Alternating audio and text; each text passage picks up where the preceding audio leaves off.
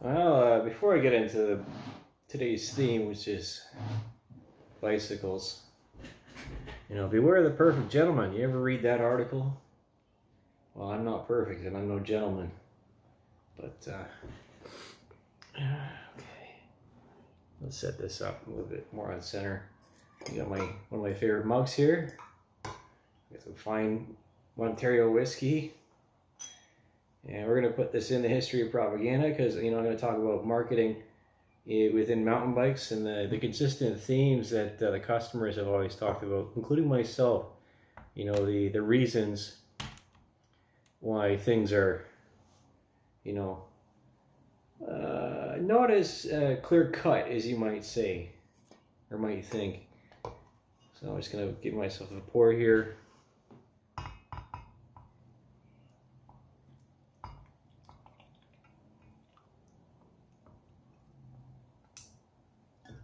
That's enough.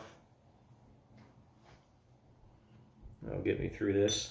I just took the dog out for a walk, and we'll put this off to here. This is freaking heavy, I tell you. They used to really make glass very well. I can't tell you how old this is, but this is a Czechoslovakia product from ages ago. Really sparkles. And, my design philosophy has really changed over the years. When you think about it, cars as well as bicycles, in that before marketing started, the conception of, this selling a lifestyle instead of a product. You look at the history, and then there's, but the turn of the last century, in newspapers, they would just, have a little blurb, little square, right, like that, and maybe a picture, and that's it. A good product will sell itself. That's the end goal. Reputation is everything. Now, when I consider, that a lot of bikes are made in Taiwan. Now, I got no issue with that. Taiwan has had a, let's boot this computer up here.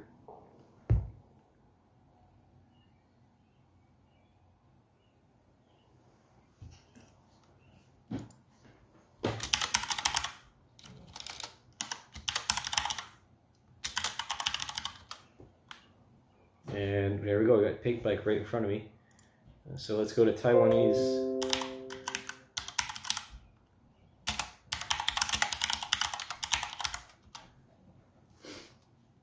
So, Taiwanese bicycle industry growing at a fast pace.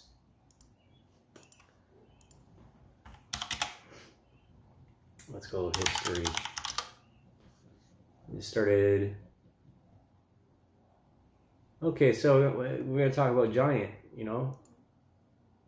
Again, I had a Giant. I had a Rain XO. It was a 2012, a 2013. It was silver with green accents. And this is bicycleadventures.com. And I very much enjoyed that bicycle. I did. But it was a bit much. It was a bit too much travel for Ontario. And I never really went to Blue often enough or at all with it. I've done some, there's some pretty wicked drops in the Don Valley in Toronto. I can remember it was just a one pivotal moment. I had a very long ride towards the east side, and it was, it must have been 7 or 8 foot with a very steep transition in there. And there's some very old, say from the, the era of drop machines, so in the early thousands, some wooden features and whatnot, closer to the apartment buildings. And, I went exploring around there, and that's a very tight area, a very narrow area in some spots, and there's in some parts, right, and there's a trail in there called Big Ass Titties, and it's a couple of doubles underneath the overpass. Just anecdotally, anyways.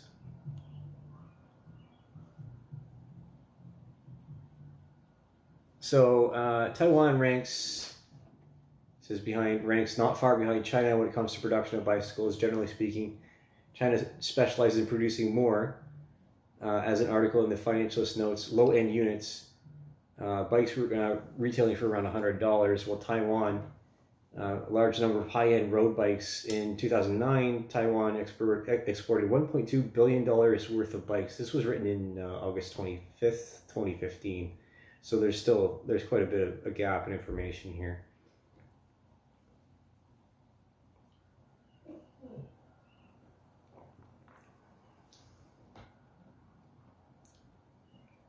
Okay, so it says Giant controls about 10% of the markets for 10% of the market for bikes retailing for $2,000 or more.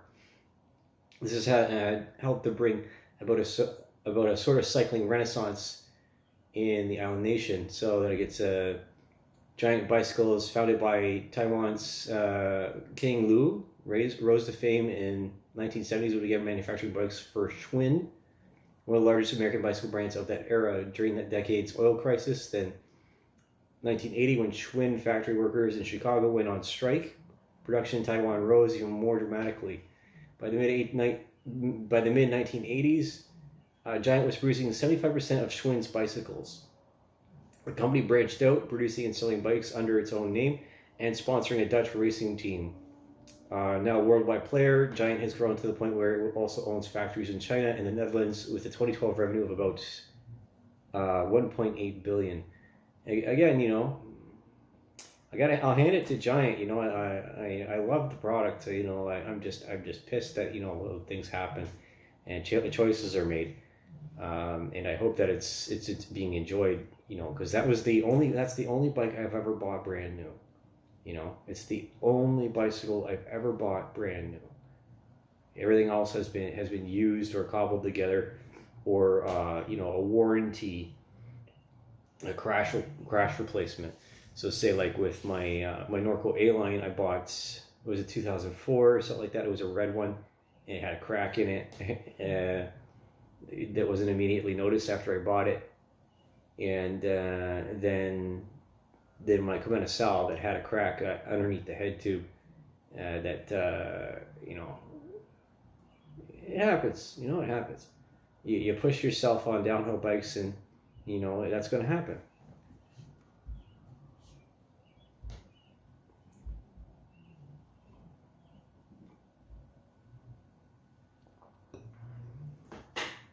Okay.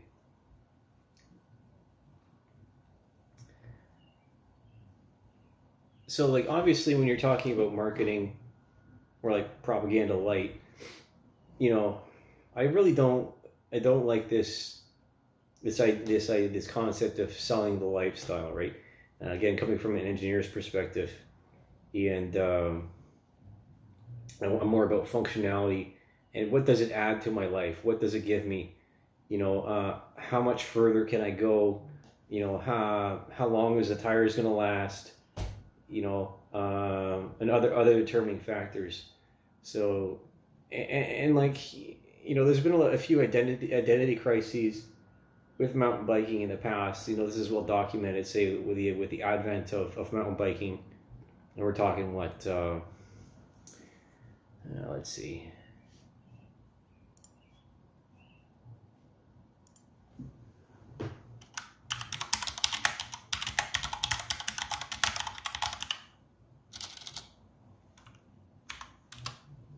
Gary Fisher. So Larkspur Canyon gang.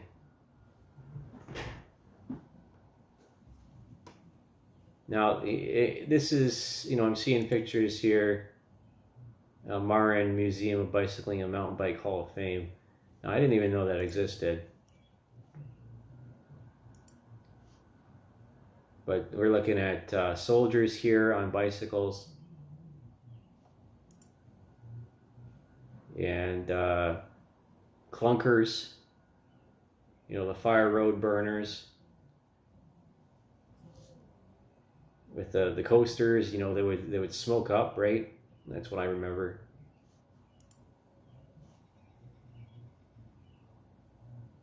It's 1970s.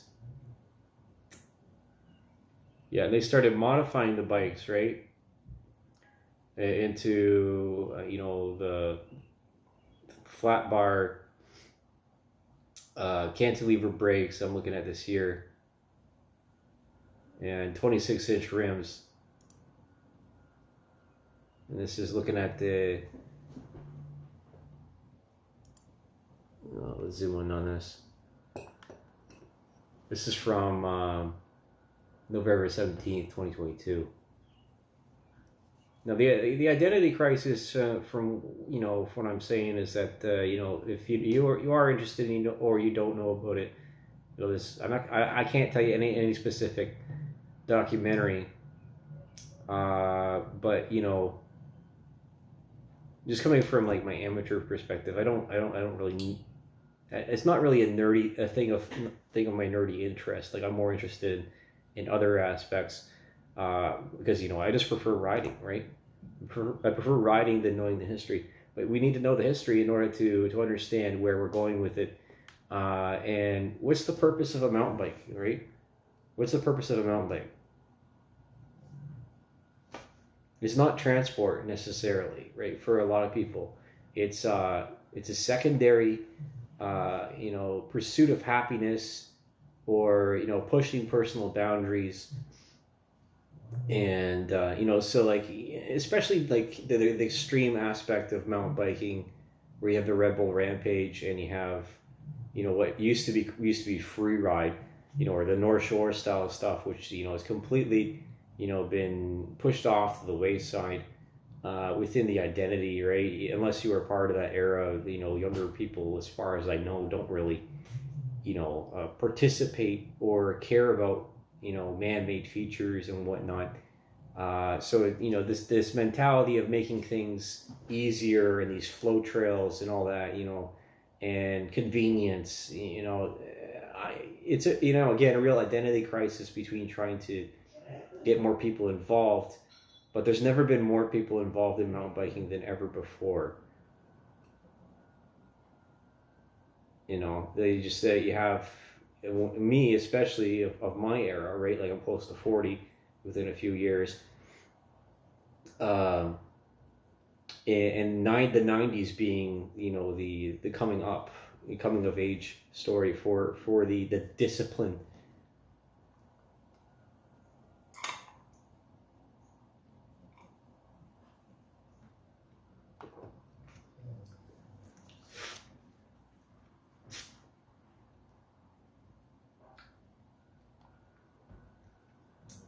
But when I talk about the identity crisis, I'm referring to stealing terminology and attitudes and philosophies from surfing and snowboarding, right? The X Games, that sort of thing. Like anybody that's actually going to watch this probably lived through it and knows all about it. How it was actually the feeling and being a trailblazer. I'll admit I did at least one race run under the influence of marijuana, like Ross Reveliotti, right? Like a good old West Coaster, yeah. Yeah.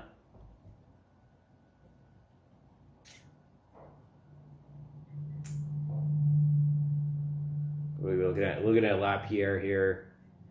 If I'm gonna, I'm not gonna make this a long one because I really just I buy bikes for a lifetime. I don't buy bikes to replace them the next year. I find that mentality to be, a bit wasteful, and especially considering overall. Well, okay, so what's the other thing is that, okay, so what does a mountain bike do for you? Gets you closer to nature, gives you some physical activity, and it gives you a reward, right?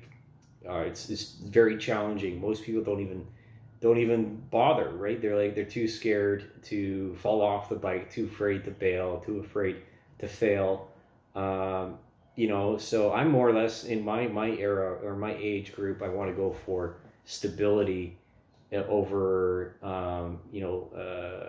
agility, right? Because I have enough skill after this point in time to and knowledge to know how to throw the bike around and where to put my weight and everything like that, you know. And that's all determined by head angles and seat stays, chain stay lengths, overall wheelbase, how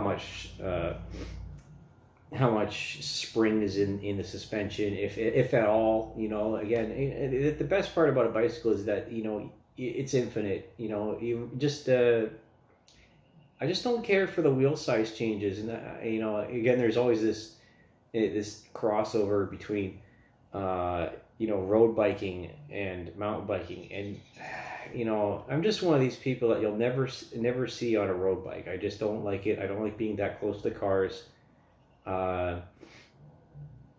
Just a hard no, there, right? I haven't been on group rides or with rides with people in a very long time. And if I do go out with someone, it's for, it's very rare these days. Again, just getting older. If I had kids, that would be the same scenario. Got other priorities. So the concern is again, how much of my money, again, if you're into the market research, how much of my money is going to get me that much further, and for bang for buck, right? And as an engineer, I'm thinking about this, and there really isn't that much to be changed, right? At 26, a lot of people were resistant to the changeover to a 1x10 or a 1x11, even this 1x12 stuff. But I don't have any experience with the 1x11 or 12, so I don't know how finite and finicky it is. A 10 speed is fine. 10 speed is fucking perfect. 42 on the back. A 30, 34, 36, something like that on the front. That's good enough. But again, people are always changing things according to their geography. Again, this is why it's so confusing, the identity crisis, right? What do I really want out of this bike, and why there's, in my opinion, an oversaturation of brands. And you read Pink Bike, and like every year there's always some boutique fella doing his thing, and I got no problem with that. I got a fellow aircraft mechanic, Patrick Gauchi. He was making frames himself, and he really enjoys that. He's really good with a TIG welder. I know he still is. And if you're going to take my amateur opinion on this stuff and observations, again, I don't buy things for looks. I don't give into this colorways stuff, this terminology, this color scheme, these buzzwords. I don't like these carbon frames, because obviously, coming from aircraft, I know that any kind of impact on a carbon frame makes it delaminate, or you get a void, right? So that's always a main concern for me. And then also the long-term durability of carbon bars and whatnot. Even the Easton's probably solved that by now. I got other priorities. I like aluminum and titanium, just because of and also also like Reynolds steel, right? I'm a metal guy, right? So that's what I want to see out of a bike. And just because of the stiffness, the rigidity, the vibration, the carbon doesn't communicate the same way. It isolates, and I don't like that. I like knowing exactly where each one of my knobs is on the ground for control, and because it's a tool, right? It's supposed to be an extension of my hands, right? All about the tactile experience, and automotive is experiencing the same thing with the removal of hydraulics, right? With electronics and all this stuff, and I'm like, this whiz bang stuff is pretty cool. It reminds me of the Shimano pneumatic shifting, but then you're carrying batteries around, and you know, it's overcomplication. It makes it more elitist in my opinion. You know, I don't need to buy a $12,000 mountain bike. I don't. You know, at most, you know, the most I've ever spent on one bike was $3,600, brand new, and that was a $6,300 bike.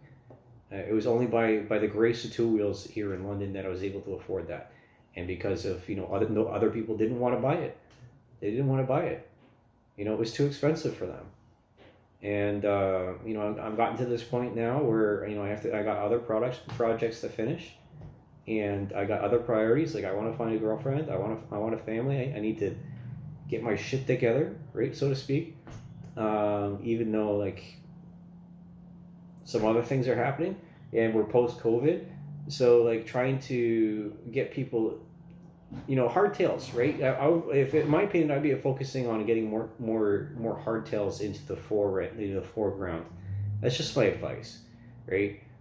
Because of the ease of production and the lead in, right? A hardtail is, as we know, right? If we're going to talk about this, and you're actually caring about it, a hardtail is the best way to learn how to control a bike. It is. It is. You know, you don't just hop onto a full suspension bike and then just, you know, be able to understand it, right? Because the back end's always moving. It's always moving. It's always moving. And, you know, I don't care about doing tricks. I don't care about jumping. You know, I'm like the everyman as far as I'm concerned, or an example of the everyman, of someone that is interested in mountain biking. And I see a lot of people my age, like I'm going to call out Turner here, you know, these older fellas who are going back to, you know, rigid bikes, because they're just so good at what they do, right? Having suspension makes it too easy, or the trails that they have get boring after a while. And the trails were burned in the era where there was no suspension, or, you know, in 26, right? There's no point, in my opinion, in reinventing the wheel. And this influence from the road bikers, you know, get the fuck out of here, okay? Completely different discipline, completely different mentality. I ain't got time for that, you know? Titanium.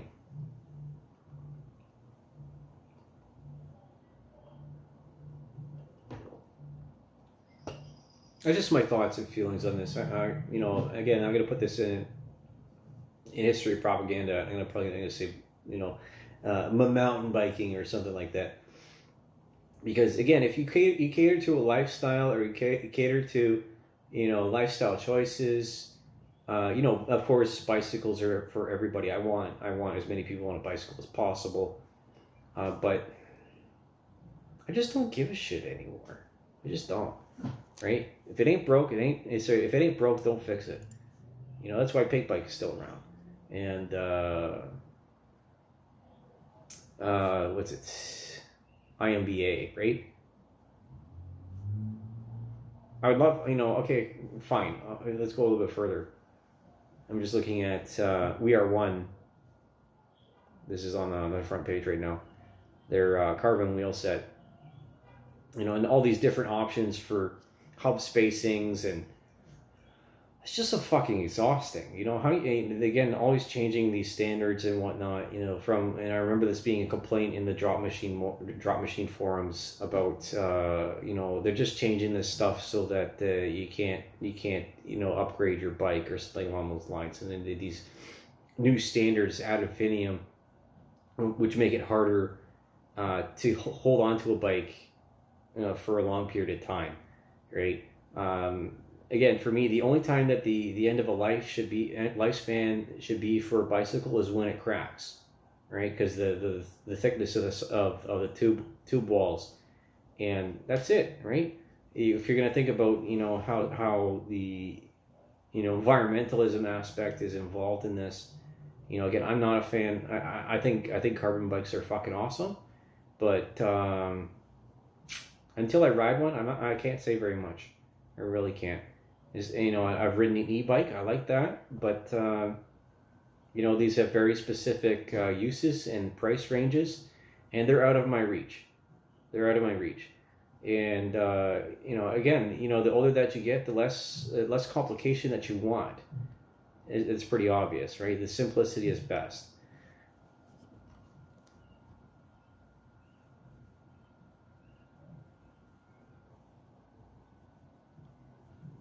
And yeah, that's it. That's it. I wish you all luck, all you engineers that are working on bikes, and you know, coming from an aircraft mechanic, you know, I enjoy your work. I do. Otherwise, I wouldn't be riding still. Pretty fucking obvious. And I don't know. We'll see you next time.